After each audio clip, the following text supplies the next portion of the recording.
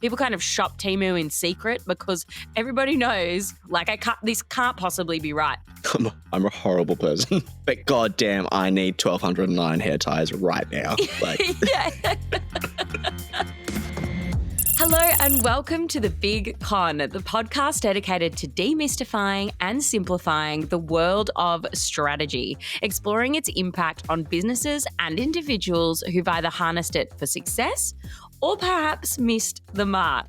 I'm Emily, Harvard graduate. Oh, it's nice to hear that, isn't it? And I'm Dale, big business nerd and self-proclaimed content aficionado. We are bringing you in on the con, sharing the valuable lessons from both the failures and the triumphs of those who've come before us.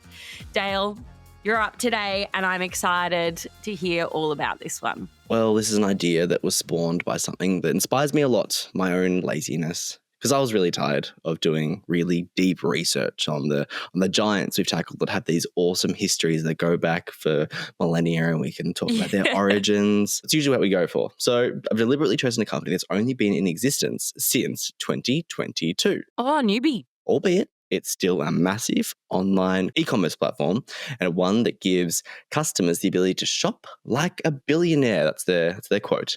And one of my favorite data points, this business has an 80% awareness rate amongst boomers. What am I talking about? Wow. I'm talking about Temu. Of course. Or Temu. How do you pronounce it? Temu? You've thrown me. I don't know. I've heard it both ways. I'm going to go with Temu. For no reason other than That's I how often you know the decided to pronunciation. pronounce it. It'll throw me our entire script if I change now. I'm so sorry. In short, it's an online marketplace. Think Amazon, but owned and operated by PDD Holdings, and it focuses providing heavily discounted consumer goods.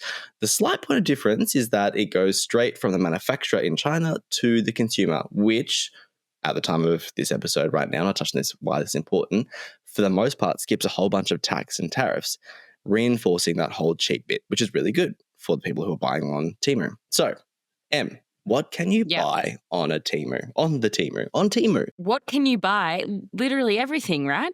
Literally, it'll be easier to tell you what you couldn't buy on Temu. They sell probably everything. You want a breathalyzer? Sure. Temu has you covered. How about some hedge clippers? Simple. 20 pairs of women's socks. Done. A cat massager, a baseball cap that reads, "I'm Dave doing Dave things." I'll take 4. 1,209 women's hair ties, $6.29. Thank you. A helmet for your chicken. What? Sure. Some 5D white tooth powder. Even a recliner for the low cost of $30. You would be really hard pressed to not find something on Temu, or as you have called it, Temu. Have you ever Temu'd, Em? I have, which I'm embarrassed to say. I actually have. What'd you get? I got a bunch of travel, like the luggage cubes. Oh, yeah. Of course, the way that their business model works is you all of a sudden get 6 free items. So I think I got like toiletry bag and a selfie stick and, those kinds of things that just came along with it. But all I wanted was luggage cubes. Which I have at Temu. And it's a little bit for that reason. I'm going to dive into it in a second. Unsurprisingly, parent company, PDD, has its head office registered in the Cayman Islands and Dublin. And for anyone who recalls our tax scandal episode, there may be a correlation there. Temu burst into the US market in late 2022 and 6 months later came to our Australian shores as well as New Zealand. And the next month they went to Europe. So they're growing. They're doing the whole online company thing. You could probably confidently say that Temu is app first. And it was an app that tore up the app charts. It's constantly sitting on the top 3 apps on the Google and Apple stores, and they worked hard on getting their name out there. They recently spent an absurd amount of money on multiple Super Bowl spots in 2024, giving app users the chance to win $15 million. Imagine how many chicken hats you could buy. It worked, and the app reached 100 million active users and over 130 million app downloads globally. And reported 420 monthly website visits. So it's sticky. It's working. The marketing is good and great. They have the marketing right. But as we know, Emily, if your product sucks, people aren't going to come regardless of how good your advertising campaign is.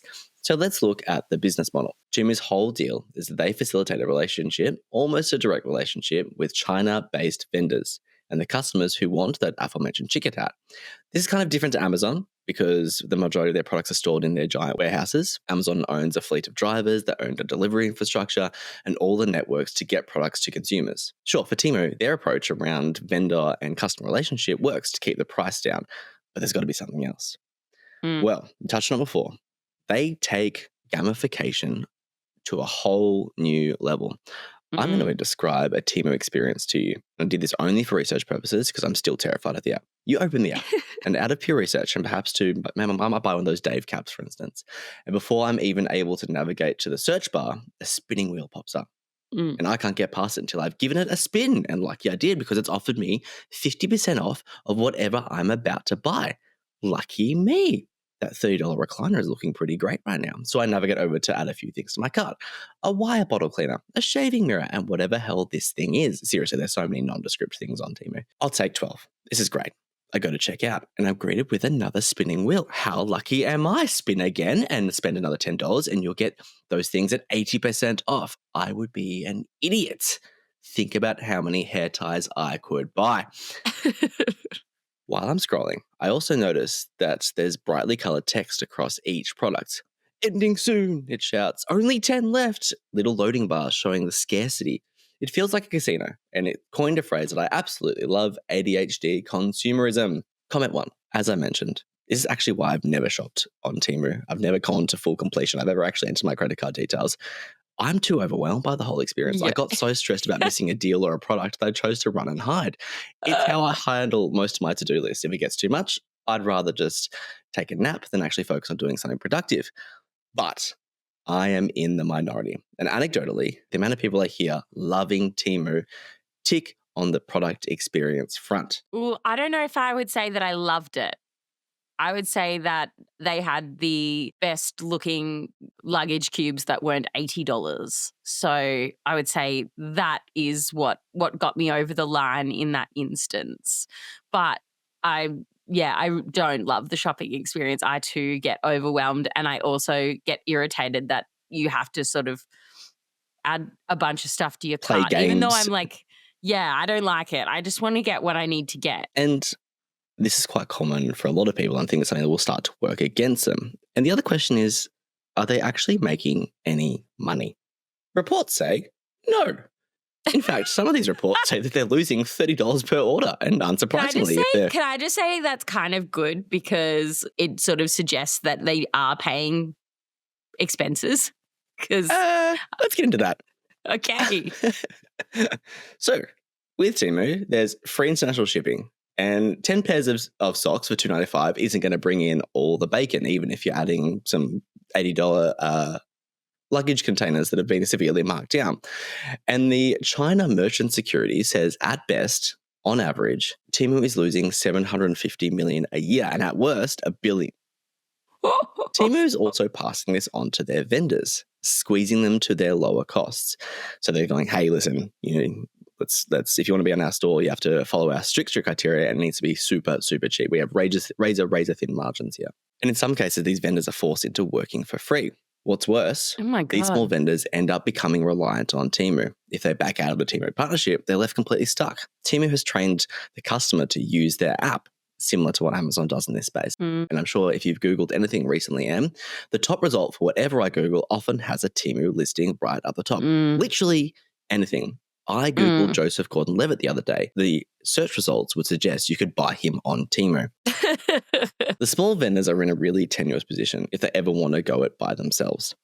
There's been other criticisms thrown at Temu. Some of the advertising has been a bit salacious. There was things where they had women dressed very, very scantily in some of their content. There's consumer complaints about poor quality products or even some that are dangerous or people who are buying items and getting a picture of that item in their postage. Not great. Forced labour, it's one of great concern as there is a work culture which reportedly abides by the 996 model, which asks employees to work from 9 till 9, 6 days a week.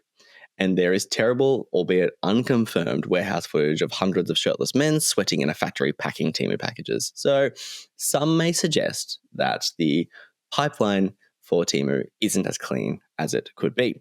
Now, there's a bit of a sustainability issue here, which much of these companies, anyone who's selling things or in e-commerce has to deal with. at some point.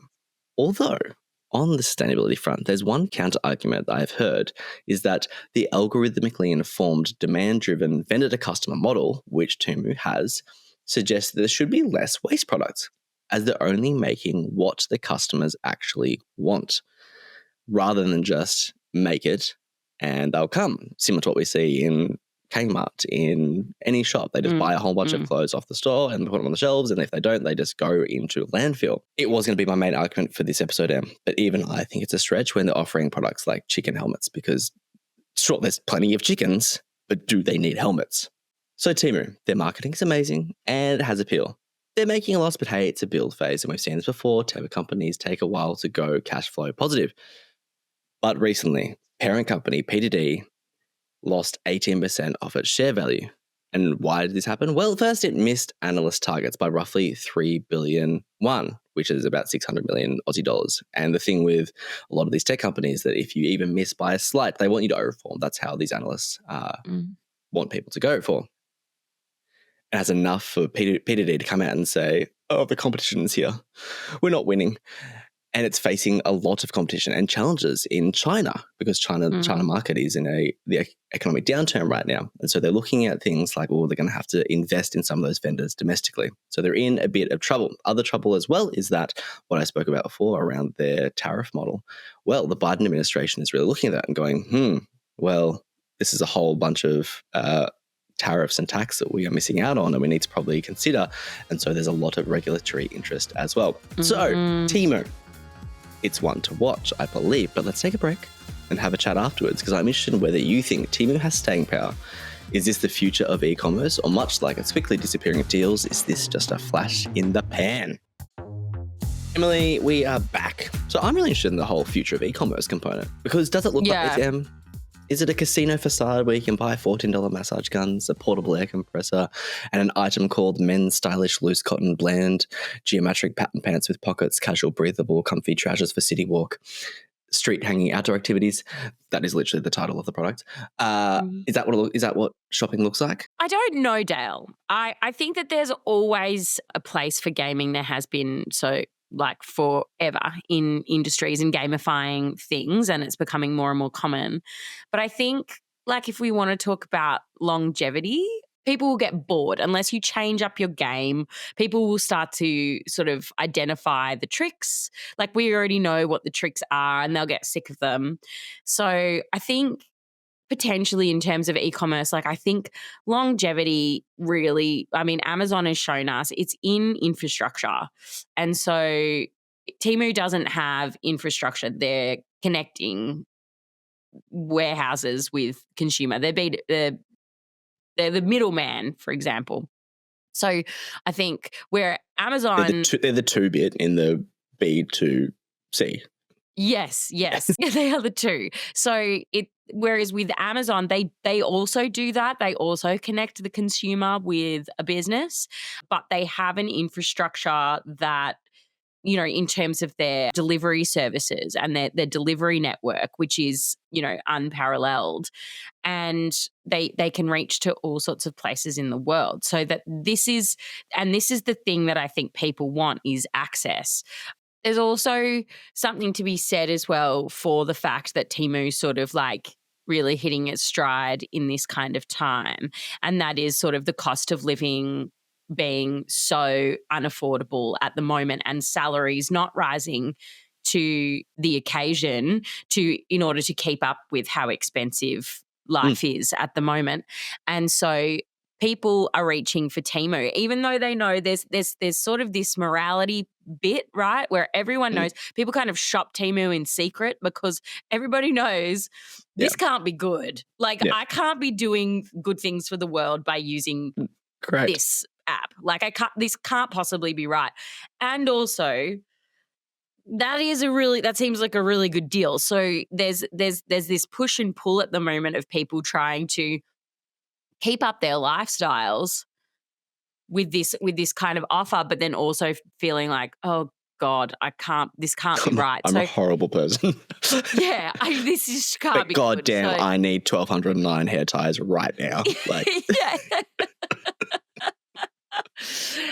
or I need to be able to feel like I can buy, because there's like Correct. there's also like the mental space of being like, I definitely need those containers that hold my different flavors of rice, I Exactly. definitely need all of This will that help kind of me. stuff. This will help me organize my life if I have these. Yeah. Yes. Yeah. Yeah. So there's like, I think this is where Temu sort of found its place.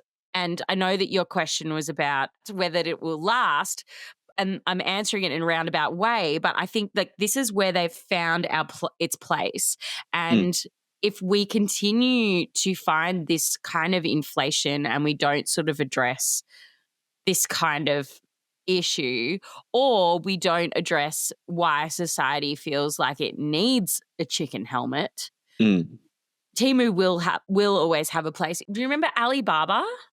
Still very much. That's one of Temu's biggest competitors. It's Alibaba. Right. But like it's not in the pop culture vernacular nearly as much as it used to be. Same with eBay. Like they sort of they found their little footing and they've settled, but they're not this huge like buzzword anymore. The only one that's managed to have any sort of longevity about being like consistent is Amazon. So because Amazon's iterated and changed its business. I think what you're talking about is a lot of these companies, and this is where I think Temu might be in strife, is that they're a very young company, and to be relegated to a niche so quickly is really interesting. Yes. Because rather than growing and establishing, and not to say that they won't grow and become Temu Plus and whatever other things they can add on to what they might be selling. Oh, that's coming, isn't it? The membership is coming. Something like Temu, it's one of the nails in the ever-dying traditional retail coffin. Yeah. Yeah. But it's been many years since we've been saying that, since regarding traditional retail dying. And app-driven shopping experiences aren't going to be uncommon. They've been around for a long time and they will continue to be long. I have a quick question for you, Em. Shoot. Something around, do you feel comfortable buying big purchases on your phone, or do you go to a computer to buy big purchases? Because I was thinking the other day is that whenever, like, sure, if I'm buying interesting question, bottles of Omo, I'll happily do that on Amazon if it's under $100 or individual prices. But as soon as there's a big purchase, as soon as a purchase like plane tickets or maybe something else, I have to go onto a computer because it just feels more legitimate. And I imagine it's a uniquely millennial thing, but maybe thoughts? Well, I know people who will buy, say, a new laptop on the Apple Store on a website. I would never. I will always go into the store. I will always. So you're traditional. You're hyper. I would not drop $3,000 on a laptop unless I was in store. Wow. No way. Yeah. I'm about to go get some AirPods later today, and I will go to the store. To buy them. Yeah. So those kinds of the really big purchases. I wouldn't buy a car on the internet. No. Terrifying. Wow. Buy a house. Like they're these huge. So yeah, I do think that there are certain behaviors. The reason why is because I'm not dropping $3,000 on a laptop every day. So why do I need to download an app? Like I wouldn't be that regular of a purchaser. It's not your behavior. It's not behaviorally put in. Whereas Temu and some people have become behavioral. People spend. I've seen people like, oh, I'm just going to go home and Temu for a bit. And it's like, okay. Well, yeah, and I know, like for example, like dance studios who are doing their end of year concert will buy props and costumes and stuff on Temu. So they're on there all the time. And then there's like, Is it a concert about chickens? Yeah, the 5-year-olds are dressed as chickens to do their dance recital probably. Who knows? Love it. Maybe they're the ones wearing the chicken helmet. Correct. They found their niche. I don't think you would ever get an app for something that you weren't, the idea wasn't to be frequently on, if that makes sense. Which leads into what Temu provides. Temu provides a ultra personalization in a way. You'd say you're striking up a relationship with a vendor. That's how you feel because, again, the whole thing is around shopping like a billionaire, and you're getting that wholesale price, similar to what Alibaba offers, as you mentioned before. And with an app-driven shopping experience, how much more personalized can you actually be? Because it's the phone in your pocket. It's the slab of glass that we spend so much time with, that little baby. The whole business model with Temu, it supports globalization, and it seemingly removes the middleman albeit they are the middleman. And you don't have to turn too far to get articles about how much instant gratification is the theme of every generation. So I can see all the things that Temu was doing to be like, let's just tickle all the top 10 things to do to be a successful company. Also, Temu is one of the first post AI companies. Yes, that's right. It's an episode in season 4. I'm mentioning AI. Get over it, listeners. But this one is fair. Unlike my toothbrush and mattress and the banana I picked up at Woolworths the other day, it isn't squeezing extra dollars from me because they've included AI in it. Temu is sure about what they're selling. So they're selling all these products, but they're using AI in the back end to ensure that the right products get to the right people. And sure, they're doing it with some really dodgy data stealing practices, allegedly. But it's pretty amazing to see a company born in 2022 doing this well without the word AI in it. So as far as strategy goes, Temu is pretty much ticking all the boxes around being a successful e-commerce product. I think the growth is what I'm just amazed about. But again, you're right, it's the timing. Then there's also sort of the cost leadership argument, which is that if you're racing to the bottom, nobody's the winner, which is what you sort of like alluded to, or not really alluded, just blatantly pointed out with them losing so much money. Absurd amounts.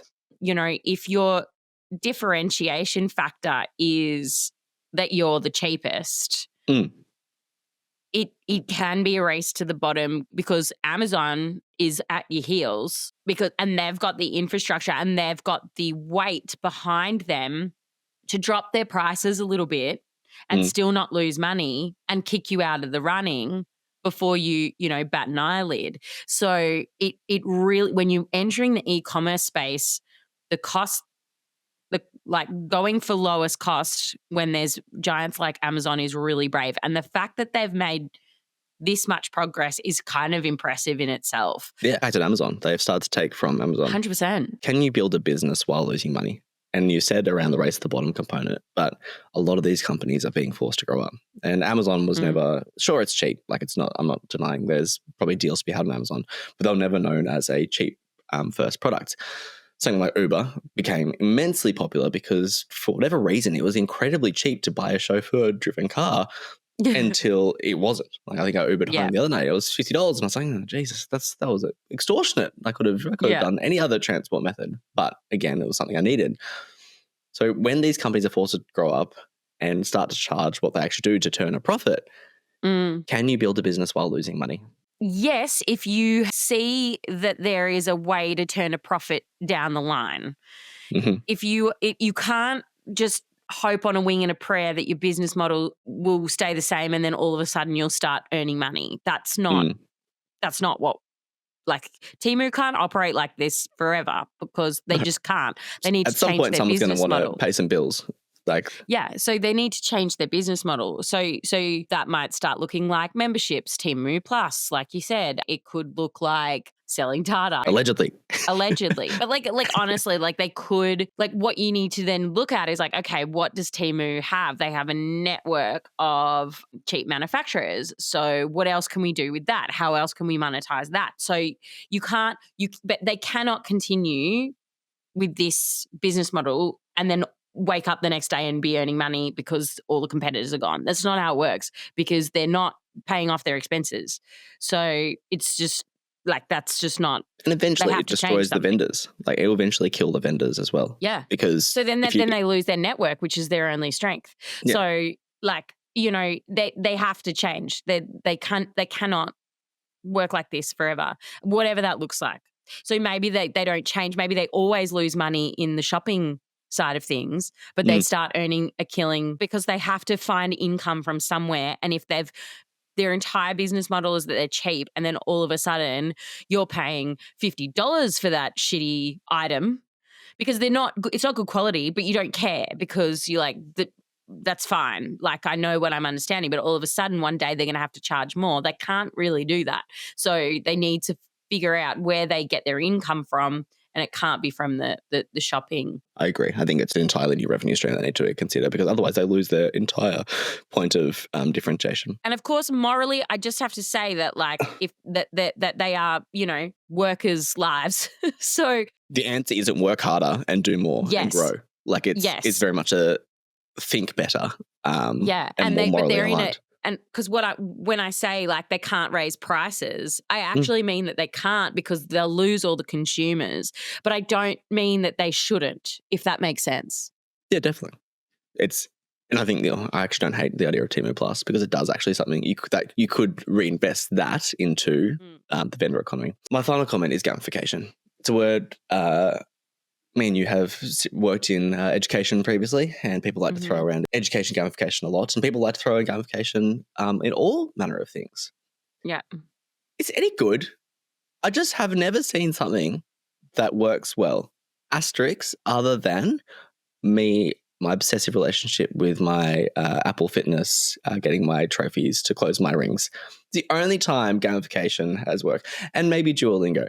But they're just passive aggressive and I've got to end goal inside. But gamification, I feel like it doesn't work. And the reason why is people often end up finding out the gig and understanding and hacking the game. A good example is the fact that a lot of people will probably stop buying things from now until Black Friday because, well, they're going to be sales soon. And so as a society, we've either been trained on let's wait until this level of the game unlocks and or something better is coming down the track. So I think there's a point at which gamification, we've got to look at ourselves. How much does it actually work? It does work. It absolutely works.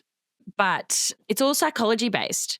It works, but, for how long does it work? Like you said, like once you sort of work out the game, but then also it depends how much people care. We know and understand that Temu's getting us to buy more things by putting us through this spinny wheel. Well, we totally understand that. Most people don't care. So because they're getting 50% off. Yeah. And also you're like, ooh, you cannot help it. You go, ooh. Dopamine Yeah, blast. it's like you can't help it. And it's why the pokies still exist and people cannot get off them. Because gamification works. And everyone knows that when you go to the pokies, the chances of you winning the pokies are very, very low. And then they'll give you a little bit. They'll give you a little bit just to keep you on the hook.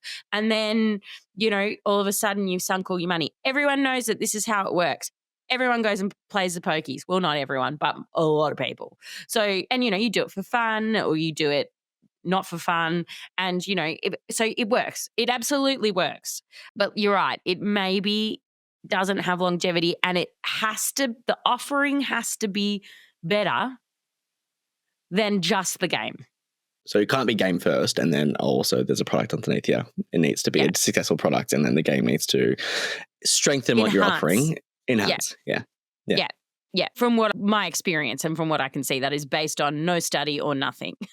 That is just from my pure observation. Anecdotal sample of two. And that's why we do this podcast. Yeah, I mean, often when I say something, I'm normally citing some sort of study. I just don't explicitly do it. But that time, that was pure speculation.